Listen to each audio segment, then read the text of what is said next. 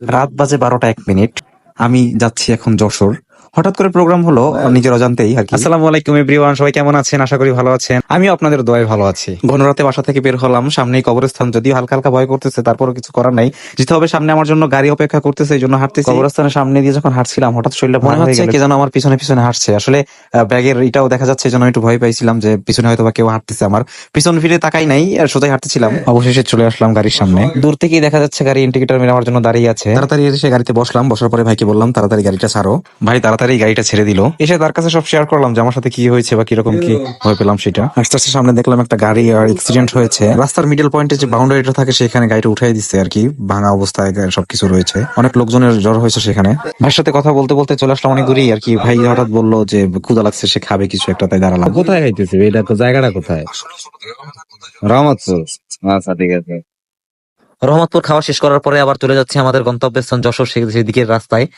নির্জন রাস্তা দেখতেই পাচ্ছেন, গাড়ি ঘোড়া খুবই কম, রাত্র অনেক বাজে তো এই জন্য গাড়ি ঘোড়া একেবারে দেখাই যাচ্ছে না মোটেও। ভাইও সেই চান্সে গাড়ি অনেক জোরেই চালাচ্ছিল।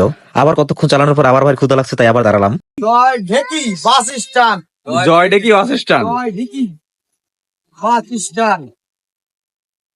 ভাই এখানেও চাটা অনেক কিছুই খেলো আর কি। খাওয়ার পরে আবার গাড়ি স্টার্ট দিল, চলতেছি আবার আমাদের গন্তব্যে।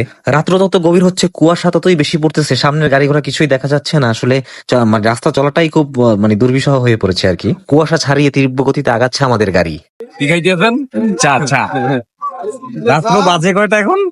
রাত্র 3টা 10। চা খাইতেছি, দুধ চা। গোপালগঞ্জের মধ্যেই আছি।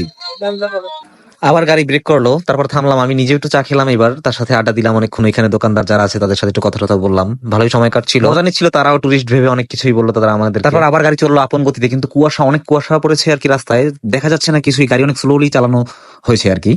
সামনে যত ট্রাক বা সবাই ইন্ডিকেটার, ডাবল ইন্ডিকেটার মেরে আর কি গাড়ি চালাচ্ছে, কেননা রাস্তা অ্যাক্সিডেন্ট হতেই পারে। কেননা কুয়াশায় কিছুই দেখা যাচ্ছে না, সবই অন্ধকার, সামনে ধোয়া ধোয়া কুয়াশা। একটু পরেই আবার গাড়ি ব্রেক হলো। হচ্ছে আরংঘাটা। আরংঘাটা না, আরংঘাটা তাই তো আছে। গাড়ি চলতে চলতে আর কথা বলতে বলতে কখন যে সকাল হয়ে গেল আমরা টেরই পাইনি। সামনে আমাদের গন্তব্যস্থান যশোর।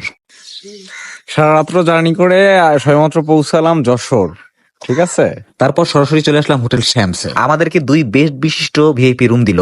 এসি এবং ফ্যান ছেড়ে দেখে নিল সব ঠিকঠাক আছে কিনা, ওয়াশরুম চেক করে সব পরিষ্কার আছে কিনা এগুলো দেখে তারা আমাদেরকে রুমটা ঢুকে দিল। তারপরে আমি ঢুকে গেলাম গোসলখানায় দেখার জন্য যে গোসলখানা আমি এখনই গোসল করবো, এটা প্রস্তুতি নিচ্ছি আর কি। কেন সারা রাত্র জার্নি করেছি, খুবই ক্লান্ত ছিলাম আমরা দুজনেই আর কি। এর মধ্যে চলে আসলো আমাদের যে প্রয়োজনীয় জিনিস, যে ব্রাশ, সাবান, পেস্ট।